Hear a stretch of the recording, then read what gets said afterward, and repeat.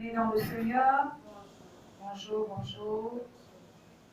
Bienvenue dans la présence du Seigneur. Alléluia. Amen. Nous allons démarrer avec la parole de Dieu ce matin. Je dis toujours, la parole de Dieu, c'est la vie de l'homme, c'est le corps. Sans la parole, tu ne peux rien. Amen. Même si tu reçois la prophétie là, et que la parole de Dieu, tu n'as pas la parole de Dieu, ça va te servir à rien. Mais si tu as la parole de Dieu, tu pourras contrecarrer les plans de l'ennemi. Alléluia. Tu pourras contrecarrer les plans de l'ennemi. Parce que la Bible dit que l'ennemi vient pour attaquer, pour détruire. L'objectif de l'ennemi, c'est de détruire. Alors, dès lors qu'il reçoit, il y a une information, il va se lever pour combattre. Alléluia. Il va se lever pour combattre cette information-là. Mais si tu n'as pas Dieu en toi, c'est comme cette nuit. Oh, vraiment, cette nuit-ci, je bénis le nom de l'Éternel. Alléluia. Dès qu'ils ont appris ce programme-là, ils sont venus là la nuit, c'est-à-dire qu'ils sont venus pour me stopper dans ce programme, pour dire que l'histoire, si tu ne crois pas le programme-là. Alors, ils ont utilisé le visage de quelqu'un depuis longtemps, c'est-à-dire de quelqu'un qui était cher à moi depuis longtemps. Dès que je l'ai vu, j'ai dit, toi, esprit de mort, je te neutralise. J'ai tabassé l'esprit là jusqu'à... Je l'ai tabassé, je l'ai plié, je l'ai cassé, jusqu'à ce que je l'ai tordu même. Alléluia. Parce que si tu n'as pas la connaissance d'un certain nombre de choses, l'ennemi va venir vers toi en prenant des visages. Et si tu n'as pas le discernement, tu vas croire que c'est cette personne. Tu n'as pas le discernement, la personne va profiter de ta faiblesse pour agir. Alléluia. La personne profitera de ta faiblesse pour agir. Amen. Alors, nous allons entrer dans la parole de Dieu ce matin. Nous tendons déjà vers la fin du mois d'avril. D'ailleurs, même c'est le dernier jour du mois d'avril. Amen. Pensez à prendre autorité sur le jour. Alléluia, sur le mois de mai. Amen. Un bon chrétien, c'est celui qui doit toujours prendre autorité. Alors, cette nuit, rendez-vous à 22h pour prendre autorité sur le mois. Amen. N'oublie pas de prendre autorité sur le mois. Parce que les ennemis sont déjà en train de voir. Les ennemis sont déjà en train de voir comment faire pour te dévancer dans le mois de mai. Amen. Alléluia. Donc, ce matin, le Seigneur m'a interpellé sur un verset. Ce matin, le Seigneur m'a interpellé sur un verset. Et nous allons parler de cela. Alléluia. Nous allons prendre, je voudrais qu'on prenne 1 Corinthiens 3. 1 Corinthiens 3, versets 5 à 6. C'est le verset dont le Seigneur m'a interpellé ce matin. 1 Corinthiens 3, versets 5 à 6. 1 Corinthiens 3, versets 5 à 6. Et je vais lire rapidement au nom de Jésus-Christ. Alléluia. Qu'est-ce que donc Apollos? Qu'est-ce que Paul? Des serviteurs par le moyen desquels vous avez cru, selon que le Seigneur l'a donné à chacun. J'ai planté, Apollos a arrosé, mais Dieu a fait croître. J'ai planté, Apollos a arrosé, mais Dieu a fait croître. Voilà le verset sur lequel le Seigneur m'a fait comprendre qu'il faut que je parle à son peuple. Amen. Et le thème de ce matin, c'est fixe le regard vers Dieu et non sur les hommes.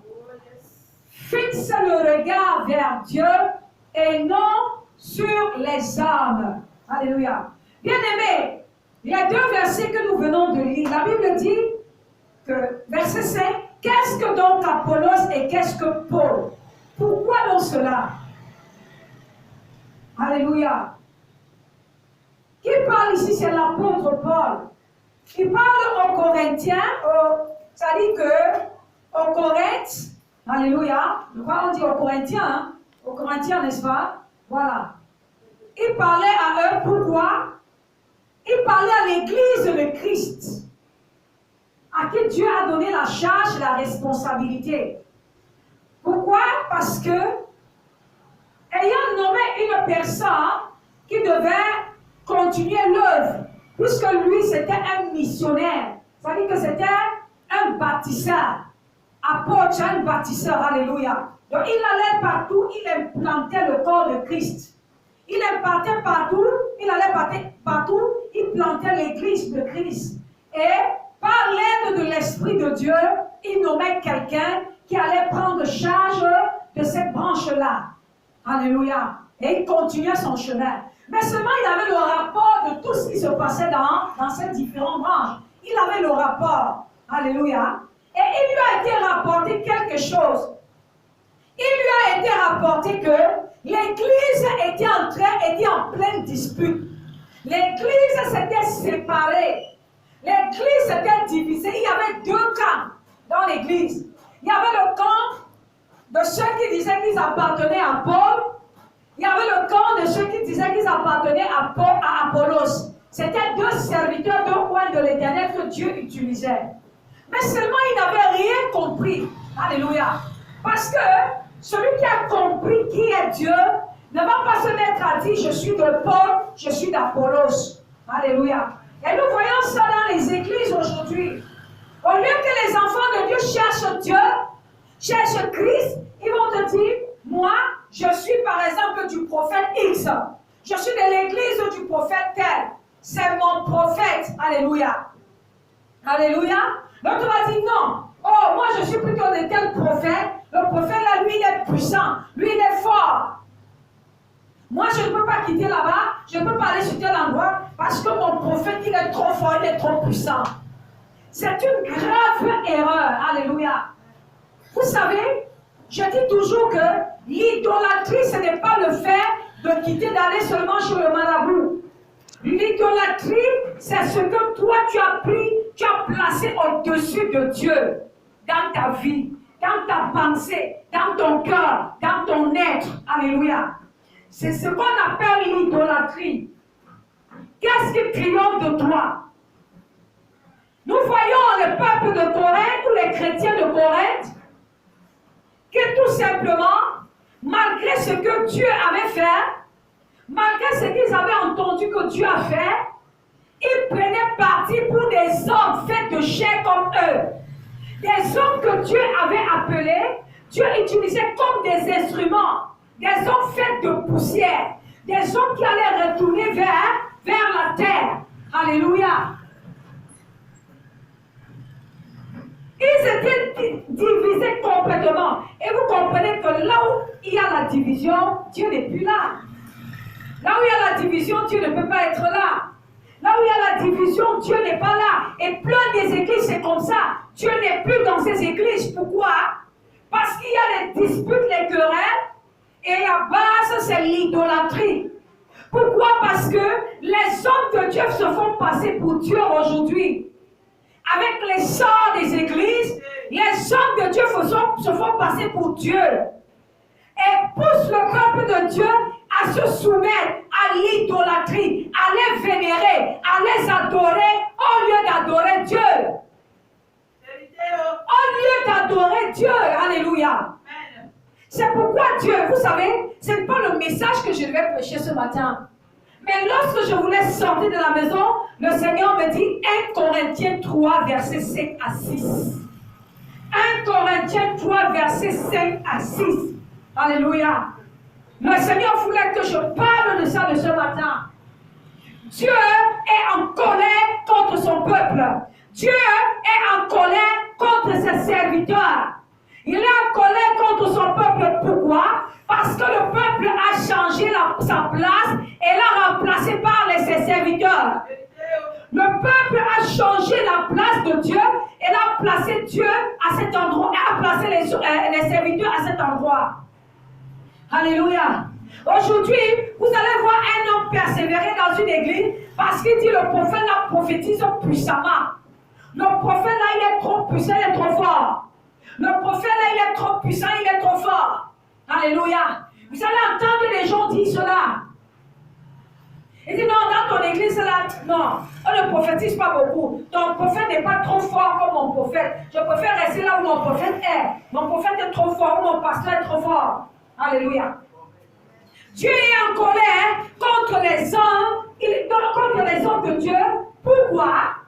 Parce que les hommes de Dieu, lorsqu'ils font quelque chose, ils se glorifient. Ils se glorifient. Alléluia. Il y a des églises où on vénère les hommes de Dieu. Il y a des églises, je suivais une vidéo il y a de cela quelque temps, où il y a un homme de Dieu qui disait qu'il a été ravi en esprit. Et le Seigneur lui faisait comprendre que là où il était, si j'ai bonne mémoire, ça fait longtemps que j'ai écouté cette vidéo, le Seigneur lui montrait à quel point il y avait l'idolâtrie dans son église. Il dit, mais Seigneur, je t'aime de tout mon cœur, je te sais. Dieu dit, il y a l'idolâtrie dans ton église. Dans ma maison, il y a l'idolâtrie. Il dit, pourquoi? Il dit, regarde, le Seigneur a pris une des vidéos dans laquelle il prêchait. Et le Seigneur a appuyé play. Pendant 30 minutes, l'homme de Dieu était en train de parler de son costume, de sa veste, de sa chaussure. Il parlait de son branchement, de son habillement, comment il doit être chaud, comment il doit être comme ceci, comment il dit, mais pendant 30 minutes, toi tu es en train de parler de toi. Pendant 30 minutes, toi tu parles de toi. Tu pousses le peuple de Dieu à t'admirer. Au lieu que tu dois pousser mes enfants à m'aimer, à être proche de moi. Tu pousses le peuple de Dieu à t'admirer. Et dès lors qu'il t'admire, il commence à t'adorer toi. Dans leur cœur, ils t'adorent, mais tu ne le sais pas. Alléluia. Dans leur cœur, ils t'adorent, ils ne m'adorent pas. Comme il y a des ministères dans lesquels vous allez voir sur l'autel de Dieu, on a fait, les hommes de Dieu ont fait des grandes affiches où ils ont mis leur photo en écran géant, ça veut dire qu'en grand poster, et celui de leur épouse, ils ont placé sur l'autel. C'est de l'idolâtrie. Alléluia. Le Seigneur veut que je parle de ça ce matin. C'est de l'idolâtrie. Alléluia. Parce que lorsque le peuple est face à l'autel, qui est-ce qui? Leurs yeux sont fixés sur l'image. Ils sont en train d'admirer l'image de l'homme de Dieu et de son épouse. Dans leur tête, ils admirent le couple. Dans leur tête, ils admirent le costume de l'homme de Dieu. Dans leur tête, ils admirent le teint de l'homme de Dieu. Dans leur tête, ils admirent la grève de la femme de l'homme de Dieu. Dans leur tête, ils rêvent être à leur place. Alors, tout ce qui est prêché, ça n'entre pas dans leurs oreilles. Ils sont idolâtres, ils commencent à admirer, ils commencent à désirer être eux-mêmes. Il y en a d'autres femmes même qui désirent être comme la femme du serviteur de Dieu. Pendant ce temps, tous les jours, c'est ainsi. La photo est placée à l'autel. Idolâtrie. Alléluia. Idolâtrie. L'apôtre Paul, il a dit, qu'est-ce que Paul? Qu'est-ce que Apollos? Qu'est-ce que donc Apollos? Et qu'est-ce que Paul? Heureusement pour l'apôtre Paul. Parce que si c'était un homme charnel, parce que si c'était un homme qui voulait la gloire, qui voulait prendre la gloire de Dieu, il devait s'en glorifier. Il devait dire non, venez à moi. Alléluia. Mais il a réprimandé ce peuple pour les faire comprendre. Mais qui suis-je moi? Je ne suis rien devant Dieu. Je suis aussi un homme de poussière que Dieu a pris dans le péché pour me laver, pour me nettoyer. Et demain aussi, je dois retourner poussière. Je ne suis qu'un instrument que Dieu utilise. Je ne suis qu'un instrument que le Seigneur utilise. Alléluia. Et dit, qu'est-ce que donc Apollos? Apollos aussi, c'est un serviteur.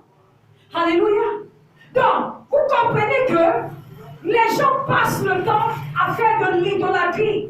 Il réprimandait sévèrement les chrétiens de Corinthe. Pour dire, vous n'avez rien compris. Vous n'avez rien compris. Depuis tout ce temps, vous ne comprenez rien. Vous ne comprenez qu'il n'y a qu'un seul Créateur, il n'y a qu'un seul Dieu, il n'y a qu'un seul Sauveur. C'est l'Éternel des armées. Alléluia. C'est le Dieu Tout-Puissant, celui-là qui vous a créé. Donc, L'apôtre Paul voulait dire, vous pouvez me respecter, mais vous n'avez pas le droit de m'adorer. Vous n'avez pas le droit de me louer. Vous n'avez pas le droit, c'est-à-dire de me prendre et de me placer comme Dieu. Alléluia. C'est ce que l'apôtre Paul voulait dire. Oh. Qu'est-ce que donc Apollos et qu'est-ce que Paul? Des serviteurs par le moyen desquels vous avez cru, selon que le Seigneur l'a donné à chacun. Dieu peut utiliser n'importe qui pour amener quelqu'un au Seigneur. Alléluia. Le Seigneur peut utiliser même un enfant pour t'amener au Seigneur. Le Seigneur peut utiliser bien n'importe qui qu'il veut. Alléluia. N'importe qui. Dieu fait comme il veut. Alléluia. Comme ça le plaît. Donc à aucun moment tu ne peux te glorifier. Parce que nul n'est indispensable. Alléluia. Nul n'est indispensable. Écoutez. Prenons l'histoire de Moïse. Mettons ça comme un film. Alléluia. Démarrons le film au départ. De la manière que les choses se sont passées, est-ce qu'on pouvait imaginer un temps soit peu que c'est pas Moïse qui ne devait pas amener le peuple d'Israël dans la terre promise? Est-ce qu'on pouvait imaginer? Pourquoi? Parce que Moïse a été choisi, la manière qu'il causait avec Dieu, il faisait avec Dieu, tout avec Dieu. Est-ce qu'on pouvait imaginer que Dieu pouvait prendre un remplaçant et placer à la place de Moïse? Jamais. Alléluia. C'est pour dire quoi? Dieu fait comme il veut, comme ça le plaît. Il a montré la terre promise à Moïse. Il a dit, monte sur la montagne. Moïse est allé à la montagne. Il a dit, regarde, voilà la terre promise. Mais toi, tu n'y entres pas. Toi, tu n'y entres pas. Alléluia. Et il a pris quelqu'un que jusqu'à présent, on ignorait. Alléluia. Quelqu'un qui a... Ça dit que, je dis toujours qu'il figurait juste par partie. Ça dit, quelques petits endroits là, il figurait seulement. Alléluia. On parle de lui juste à quelques endroits. Donc, la personne dont on parlait plus, les deux personnes qu'on parlait plus, c'était qui? Aaron. Hein? C'était Aaron, on parlait de Aaron, on parlait de Hud, on parlait de Myriam. Alléluia. Mais Josué, on n'en parlait pas beaucoup. C'est pour dire quoi? Dieu fait comme il veut. Alléluia. Le Seigneur fait comme il veut. Alléluia. Il fait comme il veut. Donc, ça veut dire quoi? Tu n'as pas à adorer un homme. Alléluia. L'idolâtrie a rempli les églises. Vous allez voir des hommes de Dieu qui sortent des autocollants. Ils mettent leurs photos. Dès que tu mets ta photo là-dessus, vous allez voir le chrétien, il va prendre ça, il va mettre ça sur son chevet du lit. Il va mettre n'importe où, il va dire que comme il met ça, il a la protection de Dieu. C'est de l'idolâtrie. C'est de l'idolâtrie dont on colle même sur le porte-monnaie. C'est de l'idolâtrie, on va dire cet autocollant. Si tu prends ça, tu colles chez toi, il y aura la protection, le sorcier ne va pas entrer. Il faut aller coller chez toi, le même jour le sorcier va venir. Le même jour, le sorcier, il va venir t'attaquer. Alléluia. C'est l'ignorance. C'est-à-dire que le peuple de Dieu est tellement aveuglé. De nos jours, il y a l'aveuglement spirituel. Et c'est pourquoi je prie que par la puissance de Dieu, que tout aveuglement maintenant soit détruit au nom de Jésus. Soit détruit. Si tu es aveuglé spirituellement, je prie et je déclare ce matin que la puissance de Dieu te délivre de l'aveuglement spirituel au nom de Jésus. Amen. Que la puissance de Dieu te délivre de l'aveuglement au nom puissant de Jésus. Alléluia. L'idolâtrie. L'idolâtrie. Le Seigneur dit, fixez les yeux vers moi et non vers l'homme. Alléluia. Dieu sauve. Bien-aimé, si l'homme était Dieu, l'homme ne devait pas mourir. Regardez les grands hommes qui meurent. Ils ont des millions, ils ont des milliards. Il y a des hommes qui ont laissé des milliards. Ils sont décédés. Alléluia. Il y a des grandes personnalités dans ce pays que lorsqu'on parlait d'argent, si l'argent pouvait acheter la vie, ils ne seraient pas morts. Ils ne seraient pas morts. Ils ont laissé des grandes entreprises, des grandes boîtes, des multinationales. Ils ont laissé tout ça et ils sont décédés. C'est pour dire quoi? Peu importe qui tu es, devant Dieu, tu n'es rien. Dieu t'utilise comme il veut, quand il veut, mais tu ne dois pas t'approprier la gloire. Alléluia. Et le peuple de Dieu, le Seigneur dit, arrêtez d'idolâtrer mes serviteurs. Arrêtez de les idolâtrer. Alléluia. Arrêtez de les idolâtrer. Au lieu d'aller à l'église apprendre comment prier, au lieu d'aller à l'église apprendre le combat spirituel, pour te battre pour ta délivrance, tu vas aller pour te lier au pasteur. Moins de choses c'est le pasteur, moins de choses c'est la prophétesse, moins de choses c'est le prophète, moins de choses. Ta vie est liée au prophète. Ta vie est liée, ta destinée est liée à lui. C'est-à-dire qu'au point où la place de Dieu, même il n'y a même plus la place de Dieu. Il n'y a plus la place de Dieu. Alléluia. Tu ne connais même pas le Dieu qu'il sert. Tu ne connais pas le Dieu qu'il sert. Mais tout ce que tu sais, c'est que tu sers. En fait, tu sers même tu sers ton leader sans t'en rendre compte. Tu le sers. Les enfants d'aujourd'hui n'aiment pas la vérité. Quand tu leur dis la vérité, ils se fâchent. Quand tu dis la vérité, ils quittent l'église. Mais si tu quittes l'église, ça fait quoi? Mais au moins tu quittes avec la vérité. Si demain quelque chose t'arrive, au moins le Seigneur va dire, mais est-ce que tu n'as pas entendu un jour, j'ai utilisé ma servante, j'ai utilisé mon serviteur pour te dire telle chose. Au moins ce jour-là, tu sauras que j'ai dit la vérité. Alléluia. Au moins tu sauras que j'ai dit la vérité. Alléluia. L'apôtre Paul interpellait l'église de Corinthe. Il avait mal, pourquoi? Parce qu'il s'est rendu compte que le travail qu'il a battu, c'était un travail en vain. Bon nombre d'enfants de Dieu réduisent le travail de Dieu dans leur vie en vain.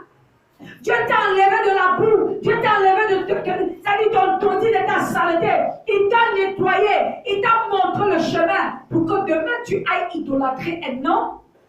Pour que demain tu ailles changer sa place avec un homme. Alléluia. Il y a des hommes, il y a des chrétiens. Le Seigneur va montrer que comme tu es là, il y a de l'idolâtrie là-bas. Il y a de l'idolâtrie. Tu vas dire aux chrétiens, prie afin que le Seigneur te révèle ce qui se passe. Prie afin que le Seigneur te montre le chemin. Il va te dire non. Pour lui, il ne se voit pas quitter cette belle église avec plein de personnes. Il ne se voit pas quitter ce grand prophète qui est connu dans tout le monde entier. Ce prophète qui fait des miracles, ce prophète qui fait des miracles, ce prophète qui est comme ceci, ce prophète qui est comme cela. Il ne se voit pas. Non. Là-bas, c'est le meilleur endroit. Écoutez, je vais vous dire quelque chose. Lorsque le Seigneur m'avait envoyé travailler dans une église, je préfère taire le nom de l'église, alléluia. Il m'avait envoyé dans une autre ville pour aller, travailler dans cette église-là. Lorsque je suis arrivée, j'ai quitté la ville où j'étais, je suis allée pour travailler là-bas. Il y a une servante de l'Éternel qui est quittée, elle est venue, elle a commencé à persévérer dans ce lieu-là avec son mari. Écoutez bien, avec son mari. Dans l'église qu'elle était, c'est-à-dire qu'on vénère l'homme de Dieu. On le vénère, alléluia. On est sûr parce que par la manière qu'il prêche, par la manière qu'il fait, on sait que non, voilà Dieu descendu des cieux. Là, il n'est pas mauvais. Alléluia. Alors que c'est quelqu'un avec le taureau sur les cornes. Alléluia. Hein, et les cornes sur quoi? La tête. Hein, je rectifie. Avec les cornes sur la tête. Alléluia. Alors, elle était proche de cet homme de Dieu. Elle a fait des années avec son mari là-bas. C'était elle la caméraman de ce ministère-là. Donc, vous comprenez qu'il y a un niveau dans l'église que ce n'est pas Dieu qui t'enlève de là, tu ne peux pas sortir. Alléluia. Tu ne peux pas sortir. Surtout quand il s'agit, d'un endroit où le satanisme fait fort. Alléluia. Alors, elle priait tout le temps à Dieu pour avoir l'enfant. Depuis des années de mariage, il n'y avait pas d'enfant. Rien. Elle était fervente chrétienne dans cette église-là. Fervente, elle était tellement engagée. Quand il dit caméraman, vous comprenez que le caméraman ne saute pas un seul culte. Alléluia. Alors, lorsqu'elle était engagée, Dieu va lui montrer quelque chose. Alléluia. Le Seigneur va lui montrer quelque chose. Le Seigneur va lui montrer comment, parce qu'elle était certaine que là où j'ai dit, les chrétiens là-bas idolâtraient vraiment cet homme de Dieu. Alléluia. Alors un jour, quand elle pleurait tellement à Dieu, pourquoi un enfant ne pas? Pourquoi un enfant casse entre sa soeur? Pourquoi un enfant? Vous savez ce que le Seigneur va lui montrer? Le Seigneur va lui montrer comment elle se retrouve, c'est-à-dire qu'elle est dans une morgue. Elle est dans une grande morgue. Dans cette morgue, tout le monde est mort. Il n'y a que elle qui est debout avec son mari, qui vit. Et lorsqu'elle veut sortir de la morgue, le Seigneur lui montre quelque chose. La morgue est fermée. Et derrière, il y a quelqu'un qui est le gardien de cette morgue. Et celui qui est le gardien de cette morgue-là, il a fermé, c'est-à-dire qu'il a fermé au cadenas. Et quand le Seigneur ouvre ses yeux spirituels pour qu'elle voie au travers de la porte, elle se rend compte que le gardien de cette morgue-là qui garde les âmes, qui surveille les âmes, ce n'est rien d'autre que son leader. Alléluia. Ce n'est rien d'autre, c'est-à-dire que ce n'est personne d'autre que son leader. Ouh! Lorsqu'elle a fait cette vision, elle s'est réveillée, elle a dit à son mari, chéri, ça fait des années nous sommes là-bas, mais j'ai tellement pleuré à Dieu pourquoi je n'accouche pas. Dieu vient de me montrer quelque chose. Alléluia. Et c'est comme ça que elle est sortie de là avec son mari et s'est retrouvée là où nous étions. Alléluia. Écoutez, si tes yeux ne sont pas fixés vers Dieu, je peux t'assurer que tu vas t'égarer. Si tes yeux ne sont pas fixés vers Dieu, je peux t'assurer que la mort peut te prendre précocement. Si tes yeux ne sont pas fixés vers Dieu, je peux t'assurer que tu vas faire fausse route. Tu vas emprunter un chemin que tu vas croire que c'est le vrai chemin, alors que ça serait le faux chemin. Nombreux sont ceux-là. Alors, maintenant, imaginez, ceux qui disaient que je suis le Paul, l'autre dit je suis l'Apollos. Imaginons que Paul était un faux serviteur. Imaginons que Paul, à un moment donné, s'est garé du chemin de Dieu. Qu'est-ce qui devait advenir des âmes de ces personnes? Alléluia. C'est pourquoi nous devons nous présenter comme ceux qui nous battons aussi. Alléluia. Un vrai leader, c'est quelqu'un qui doit se présenter devant le peuple de Dieu comme quelqu'un qui se bat aussi pour être sauvé. Il ne doit pas se présenter comme un héros. Si tu te présentes comme un héros, le jour où quelque chose va se passer dans ta vie, j'ai dit, tous ceux-là, ils vont t'abandonner. Pourquoi? Parce qu'un héros n'a pas droit à l'erreur. Un héros n'a pas droit à l'erreur. Le héros, c'est celui qui est toujours debout. Le héros, c'est celui-là qui est toujours là pour sauver les autres. Donc, il est tout puissant. Si tu te présentes comme ça au peuple de Dieu, le jour où quelque chose va t'arriver, le jour où tu vas fléchir le genou, le jour où tu vas capituler, ou le jour là où tu auras une petite faiblesse, le revers sera terrible. Le revers sera terrible. Alléluia. Le revers sera terrible. Si tu ne fixes pas les yeux vers Dieu, bien-aimé, je peux t'assurer que ta chute sera terrible. Je peux t'assurer que ton âme est garantie vers l'enfer. Parce que dès le moment où l'homme de Dieu là, même si c'est un vrai serviteur de Dieu, tu changes la place. Ça veut dire que tu l'as pris, tu as dit que tu as pris le serviteur de Dieu, tu l'as remplacé par Dieu dans ton cœur. Tu ne crois qu'au serviteur. Alléluia. Tu ne crois qu'au serviteur. C'est pourquoi le Seigneur interpelle l'Église. Le Seigneur interpelle l'Église. Le Seigneur crie. Le Seigneur dit, vous avez remplacé ma présence par l'idolâtrie. Tous les jours, tu combats les autels de ta famille. Mais toi-même, tu es un idolâtre. Tu combats les autels de ta famille. Tu combats l'homme fort. Tu combats la femme forte. Mais en réalité, là où tu es là, tu es un bon idolâtre. Tu as bâti un hôtel à Satan sans t'en rendre compte. Tu as bâti un hôtel à Satan. Dès lors que tu prends la photo de ton leader, tu prends la photo de quelqu'un, tu le colles sur ton porte-monnaie, tu le colles sur ta maison, tu le colles quelque part, et tu dis que c'est la protection, c'est de l'idolâtrie. Tu as bâti un hôtel à Satan. Que Dieu t'en délivre ce matin au nom de Jésus. Que l'Éternel t'en délivre au nom de Jésus. Bien-aimé, regarde à Dieu. Regarde au Seigneur. Ne regarde pas aux hommes. Alléluia. Regarde au Seigneur. Ne regarde pas aux hommes.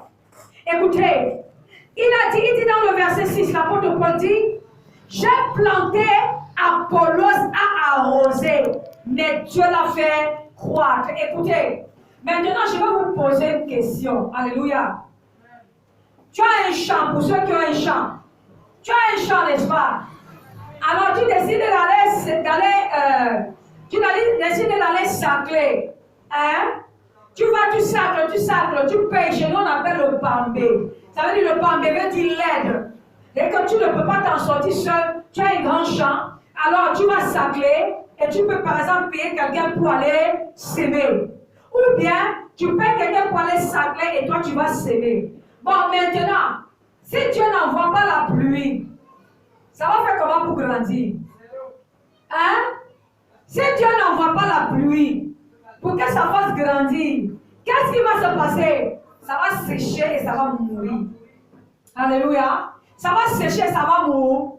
Ça veut dire quoi? Dieu est celui qui fait croître toutes choses. Alléluia. Dieu est celui qui fait croître toutes choses. Ça veut dire que si tu n'as pas Dieu, et que tu as seulement l'homme de Dieu va venir déposer la semence en toi. Amen. Qui est la parole de Dieu. Il va venir prêcher, mais cette parole-là ne portera pas ses fruits si tu n'as pas Dieu dans ta vie. L'homme de Dieu, il prêche, je suis en train de prêcher. Alléluia. Je dépose la semence. Mais la personne qui va faire croître cela en toi pour que ça porte ses fruits, c'est l'Esprit de Dieu en toi. Donc si tu n'as pas l'Esprit de Dieu en toi, ça ne pourra pas marcher. C'est pourquoi vous allez voir d'autres personnes qui sont à l'église. Ils vont aller à l'église. Alléluia.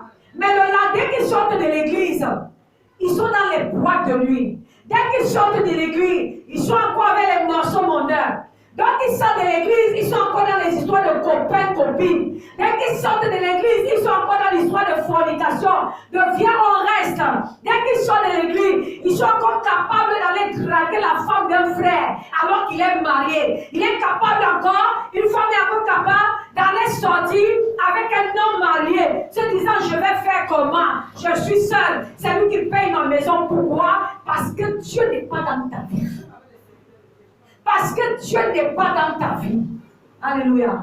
Parce que si Dieu est dans ta vie, ça veut dire qu'il a fait croître la semence qui était en toi.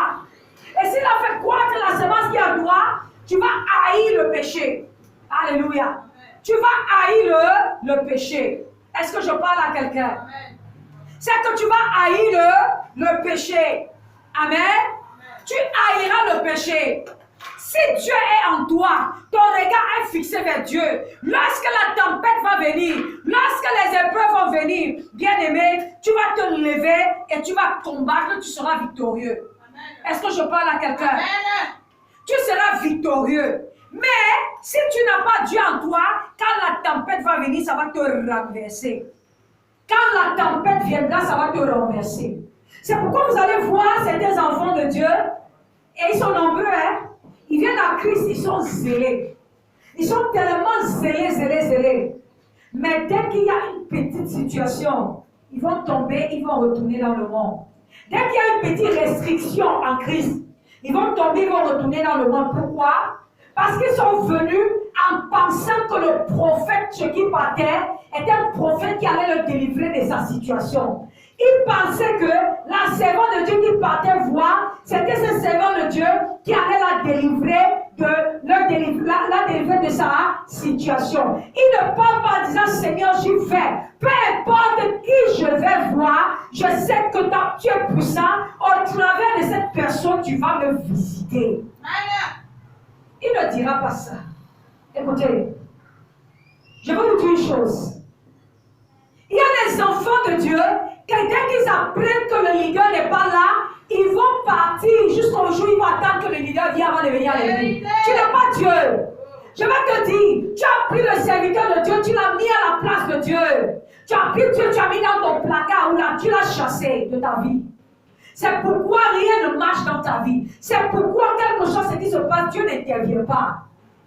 Alléluia. Tu as pris Dieu. C'est pourquoi les hommes de Dieu sont malins. Alors qu'est-ce qu'ils font? Quand ils doivent se déplacer, ils ne disent pas. Tu constates seulement pourquoi? Parce qu'ils ont compris qu'ils avaient affaire à des chrétiens hypocrites, des bébés spirituels. Alléluia. Je suis dur, n'est-ce pas? Je suis très dur, n'est-ce pas? Mais je dis la vérité. Alléluia. Je dis la vérité. Parce que les enfants de Dieu ont besoin d'entendre la vérité. Les enfants de Dieu ont besoin d'entendre la vérité. Amen. Surtout dans ce siècle où il y a tellement de choses que l'on dit, ça veut dire qu'ils sont là pour égarer les enfants de Dieu. Alléluia. Vous savez, je me souviens à l'époque, je désirais quelque chose. Je désirais quelque chose de tellement grand. Et je demandais à Dieu, Seigneur, j'ai besoin de ceci. Alléluia. Vous savez ce qui s'est passé? Je suis allé à l'église.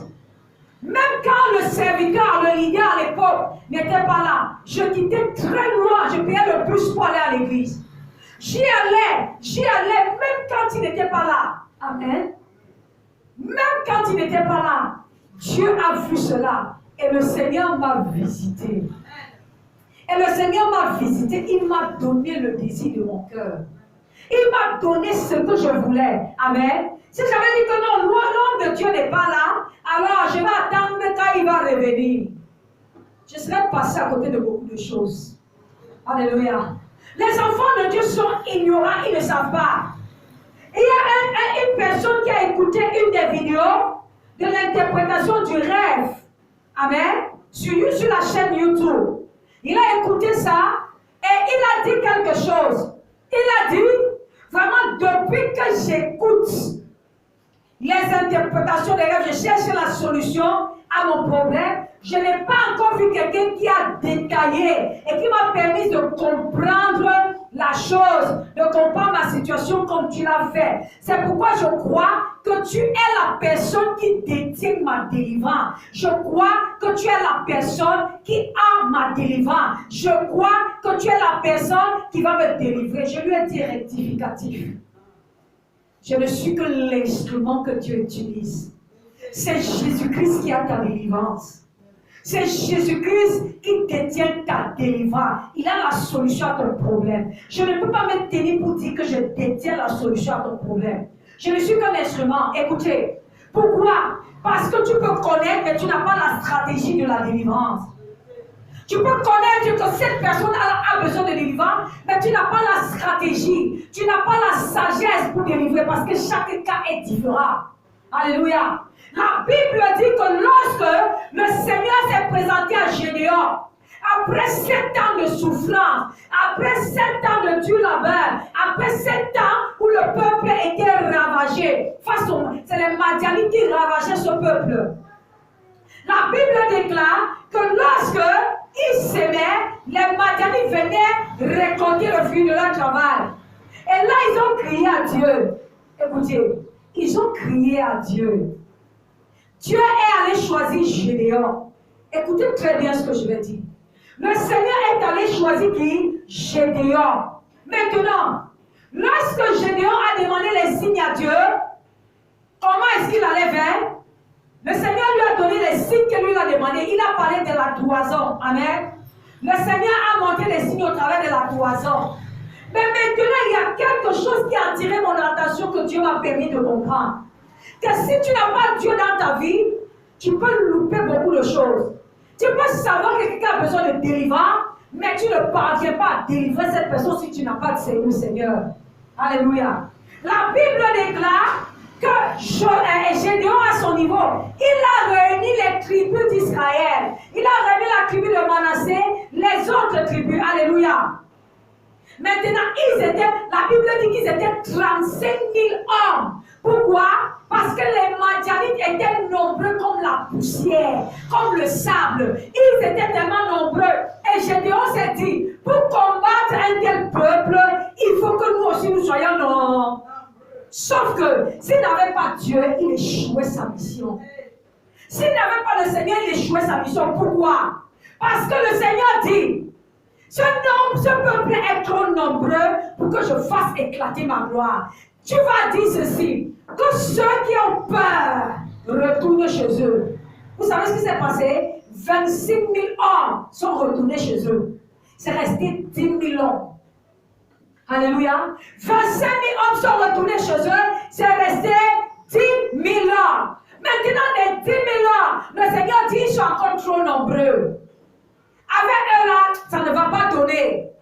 Pour la délivrance que je vais apporter à ce peuple, ça ne va pas donner. Il dit, maintenant la Bible dit, l'Esprit de Dieu est descendu sur Gédéon. L'Esprit de Dieu était sur Gédéon.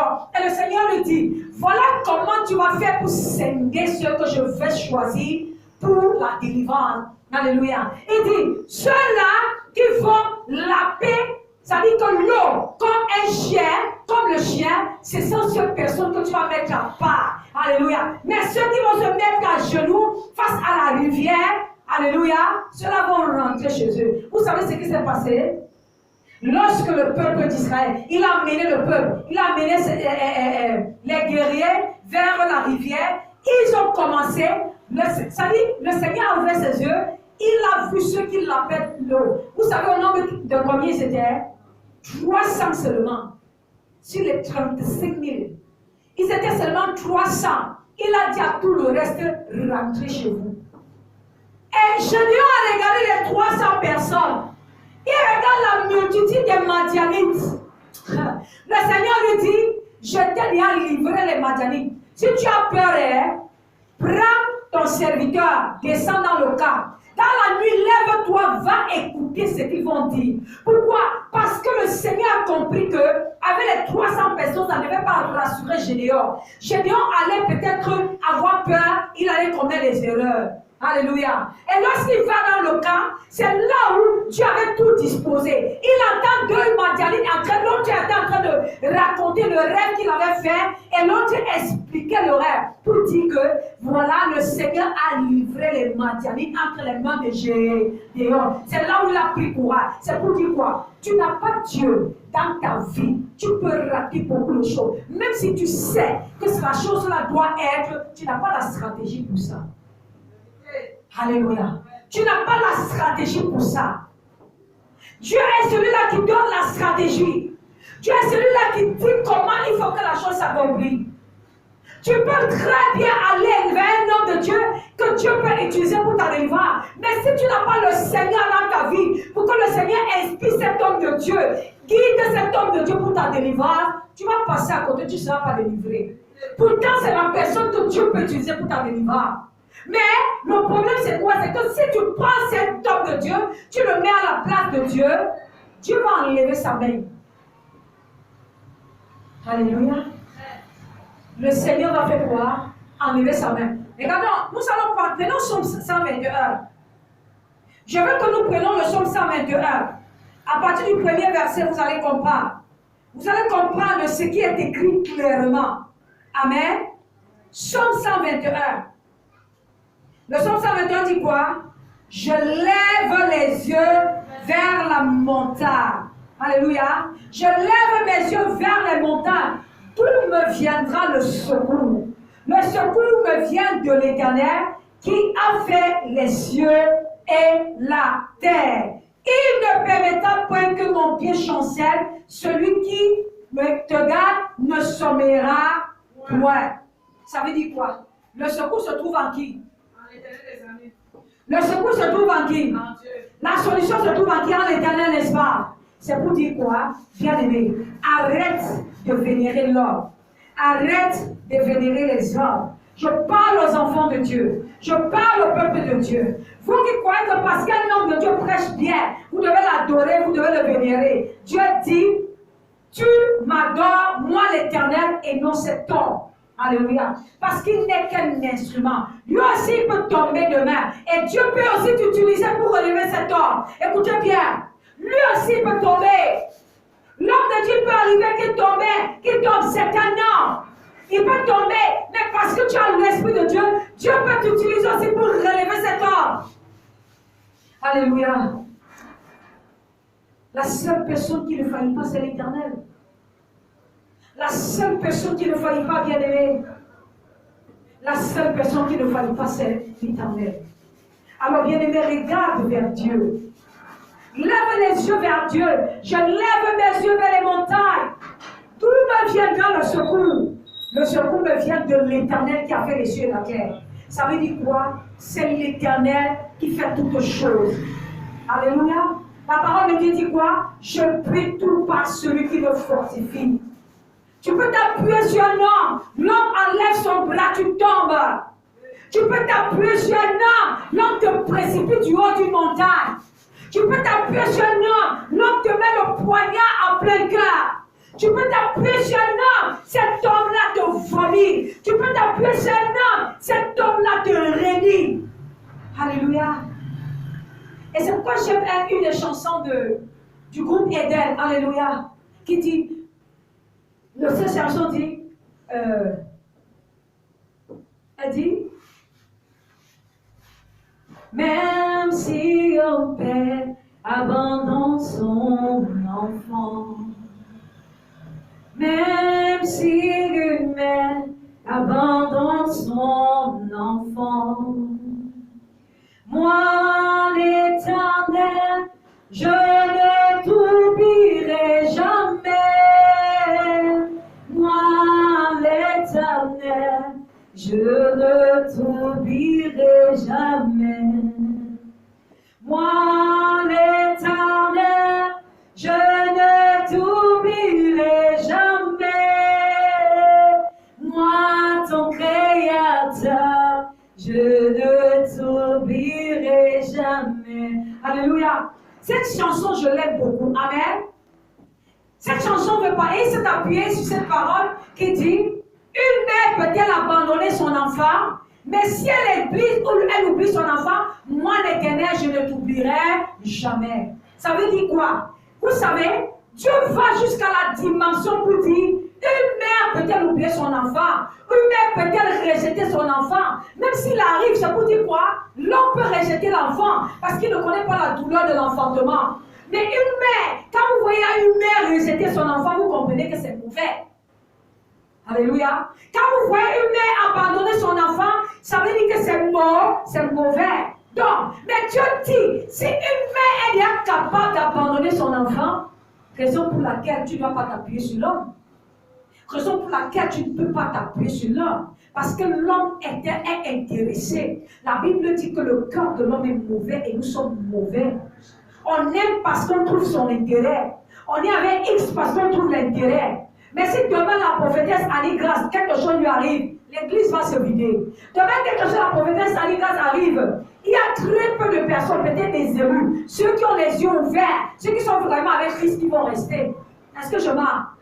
Tout le reste là, hé maman, ça va devenir sujet de coméra. La prophétesse, vous avez vu, elle a fait quelque chose. L'homme de Dieu là, vous avez vu, il a vu ceci. Il a fait comme ceci. Au lieu que tu utilises ta bouche pour intercéder, pour prier à Dieu, que quel que soit ce qui s'est passé, qui a fait que cet homme de Dieu tombe, que cela soit détruit et que l'homme de Dieu se relève. Toi, ta bouche là, ça va être pour mépriser, pour insulter, pour bavarder. Et c'est comme ça que beaucoup sont dans les églises, dans les endroits, ils marchent avec la malédiction de Dieu sur leur tête. Ils ne savent pas. Tu marches avec la malédiction de Dieu sur ta tête parce que ta bouche là a passé le temps à insulter, humilier et mépriser un homme de Dieu. Médite d'un homme de Dieu parce qu'il a commis une erreur. Médite d'un homme de Dieu. Au lieu d'intercéder qui se relève. Alléluia. Au lieu d'intercéder qui se relève. Au lieu de le tendre la main pour dire Daddy, relève-toi. Ce n'est pas la fin du monde. Daddy, Dieu peut encore te reprendre. Daddy, ce n'est pas la fin du monde. Daddy, tu n'es qu'un homme. Dieu te relèvera. Relève-toi. La Bible dit 7 fois le juste tombe, 7 fois il se relève. Mais ta bouche là, tu vas aller réunir surtout les choristes. Hé maman, hey, tu as entendu ça? Hey, la femme du serviteur l'a quitté. Hey, elle a demandé le divorce. Hey maman, j'ai appris que c'est un homme violent. Hey maman, j'ai appris que. C'est comme ça que tu vas faire. Ta bouche là, tu vois une malédiction. Tu as passé des années à prier pour le corps, pour la délivrance. Mais toi-même encore, tu vas cimenter, c'est-à-dire que ta servitude. Alléluia. Tu dois t'appuyer sur l'Éternel. Un homme peut t'abandonner. Ta propre mère peut te régner. Il y a un homme de Dieu qui disait qu'il y a une femme, cette femme-là, son fils était allé en Europe. Et ça faisait des années son fils n'avait pas fait signe. Ça faisait des années. Ça veut dire que cette femme ne connaissait pas ce qui se passait avec son fils. Elle ne sait pas. Amen. Mais la Bible dit, cette femme s'est placée face au soleil. Elle a soulevé son cabas, enlevé sa nudité et commencé à maudire son fils. Alléluia. Vous comprenez qu'il y a des choses pour lesquelles c'est difficile de comprendre. Si tu ne te remets pas à l'Éternel, alléluia, tu ne peux pas aller jusqu'au bout. Tu ne peux pas être sauvé. Tu ne peux pas réussir. Tu ne peux pas, parce qu'il y a des tempêtes, il y a des situations, il y a des épreuves dans la vie, que lorsque ça vient, même ton leader ne peut rien faire pour toi. Écoute bien, je pèse mes mots. Il y a des situations que lorsque ça arrive, même ta mère ne peut plus rien faire pour toi. Il y a des situations que ça arrive, ton mari ne peut rien faire pour toi. Il peut être à côté, il peut te fortifier, mais il y a une douleur en toi qu'il n'y a que Dieu qui peut enlever cette douleur. Alléluia. Je suivais le témoignage. Dieu a permis dimanche dernier que je tombe sur le témoignage d'une des servantes de Dieu. Alléluia. Une servante de l'Éternel qui a traversé une épreuve pénible. Alléluia. Pénible. Elle a perdu son fils de 12 ans. Alléluia. Imaginez. Elle a perdu son fils de 12 ans. Et elle racontait les circonstances dans lesquelles elle a perdu son fils. Elle dit qu'elle était une maman tellement protectrice. C'est-à-dire qu'elle disait, elle ne peut pas vivre sans ses enfants et sans son mari. Donc, qu'est-ce qui s'est passé? Elle avait pris Dieu, elle avait enlevé Dieu. Elle aimait Dieu et c'était une servante de Dieu, elle prêchait. Mais seulement, elle avait remplacé la place de Dieu par ses enfants et son mari. Elle disait, sans mes enfants, sans mon mari, je ne peux pas vivre. Dieu a dit, ah bon? Dieu a dit, ok. Alléluia. Alors, son fils de 12 ans qui était son cadet, elle dit, j'ai 4 enfants, mais avec mon fils là, j'étais trop proche. Avec mon fils là, il me lisait. Quand je partais le chercher à l'école, quand ça n'allait pas, il disait, maman, qu'est-ce qui ne va pas? Il dit, non, ça va. Il dit, maman, ça ne va pas. Je sais que ça ne va pas. Alléluia. Donc, ce garçon était tellement proche d'elle.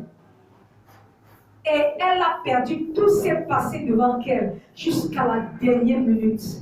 Elle dit ce mois-là, elle avait organisé un programme. Et dans ce programme, Dieu avait accompli des miracles de guérison que jamais depuis qu'elle opère, depuis qu'elle sait l'Éternel n'avait jamais vu. Ce mois-là, elle dit, j'ai perdu mon fils sans que Dieu ne m'alerte même que j'allais le perdre. Sans qu'il y ait rien. Elle dit, lorsque mon fils est arrivé à l'hôpital, mon fils me dit, maman, je sens que je vais mourir. Elle dit, non, mon fils, ne dis pas ce genre de choses. Elle dit, je ne m'inquiétais pas parce que je savais que l'Éternel avait été avec moi et Dieu avait déposé le don de guérison en moi. Dieu avait opéré des miracles. J'ai prié pour des gens qui étaient placés, qu'on avait branchés sur des trucs, on appelle ça quoi?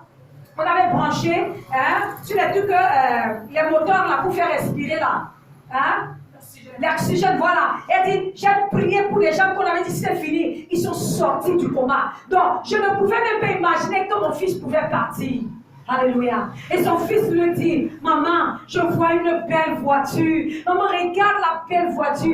Elle dit, oui. Elle dit, je venais d'acheter une belle voiture. Et je lui ai dit, mon fils, c'est vrai que ma voiture, c'est ta voiture. Quand tu vas grandir, tu vas acheter une plus belle. Il dit, non, maman, je vois une très belle voiture. Et celui-là qui conduit la voiture, il parle un français tellement extraordinaire. Maman, regarde, vois. Elle dit, c'est là où on commence à dire, mais tiens, il y a quelque chose qui ne va pas. Elle dit, maman, regarde la lumière partout, regarde la voiture. Regarde comment c'est joli et tout et tout. C'est là où elle commence à... Elle regarde, elle ne voit rien, elle dit mais ça. Et son fils tourne les yeux. Et quand il tourne les yeux, il tombe dans le coma. On l'amène à l'hôpital. Puisqu'il était à l'hôpital, on l'amène au bloc opératoire. On dit madame, sors, tu ne peux pas comprendre. Tu ne peux pas supporter. Elle dit je vais. Donc, jusqu'au moment où son fils rentre totalement là, elle était là. Elle dit je priais en langue comme une folle. Je priais de toutes parts. Je priais, mais mon fils est parti. Alléluia. Ce n'est pas le don de guérison qui a manqué. Ce n'est pas ça. Mon fils est parti. Et lorsqu'il est parti, j'ai commencé, moi aussi, j'avais des palpitations parce que lorsqu'il est mort, Je n'ai pas pleuré. Généralement, je suis forte. C'est moi qui aide les autres. C'est moi qui prie pour les autres. Je ne m'occupe pas de moi.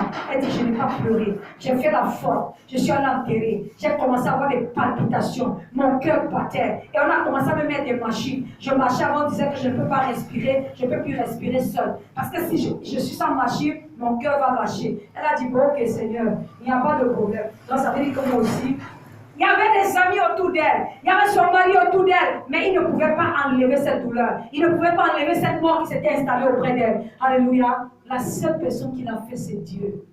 Lorsqu'elle allait à un programme, on dit, tu pars où? Elle dit, je pars au programme. Elle dit, ici, là. Quand tout le monde est resté, elle dit, je dors ici. Et Dieu a utilisé un prophète pour dire, le Seigneur va t'opérer sans ciseaux. Le Seigneur va enlever. Il va te donner un cœur nouveau. Qui peut donner un cœur nouveau si ce n'est Dieu?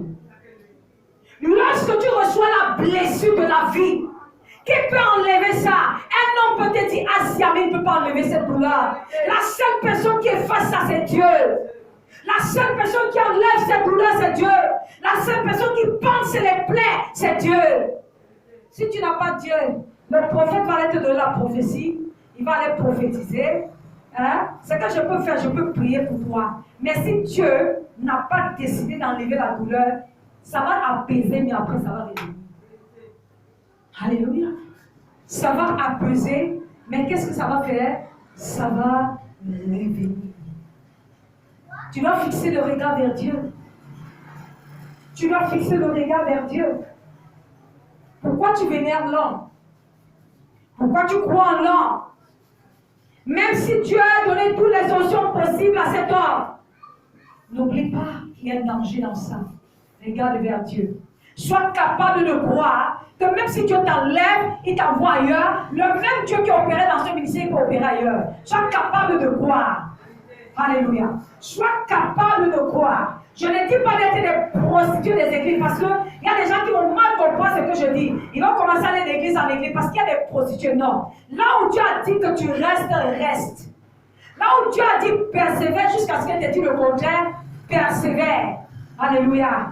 Mais seulement là-bas, ne vois pas ton leader comme un Dieu. Parce que Dieu a sa place et ton leader a sa place. Alléluia. Dieu a sa place et ton leader a sa place. Dieu a sa place, tes enfants ont leur place. Dieu a sa place, ton époux a une place. Elle dit, Dieu a travaillé en moi. Elle dit, aujourd'hui, je peux vivre sans mes enfants. Aujourd'hui, je peux vivre sans mon mari. Qu'il soit là ou pas, Dieu m'a... Elle dit, Dieu au travers de cette épreuve m'a travaillé.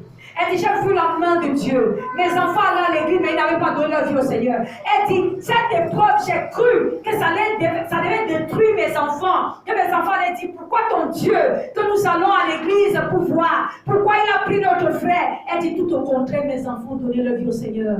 Tout au contraire, c'est là où mes enfants se sont rapprochés de Dieu. C'est tout au contraire, elle dit, Dieu a transformé ma maison. Dieu a transformé ma famille au travers de cette épreuve de la perte de mon fils de 12 ans. Ce témoignage m'a marqué. Alléluia. Ce témoignage m'a marqué. C'est pour dire quoi? Si tu prends quelque chose de la vie et que tu mets à la place de Dieu, tu aimes ça plus que Dieu va t'enlever ça.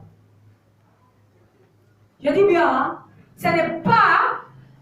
Dieu a dit, ça dit que ce n'est pas la guérison, ce n'est pas l'onction qui a manqué à Dieu pour guérir cet enfant. Elle dit, je répète encore, ce mois-là, il savait organiser pourquoi. Elle dit, Dieu a opéré des miracles extraordinaires que depuis qu'elle le sait, n'a jamais vu ce genre de miracle de guérison.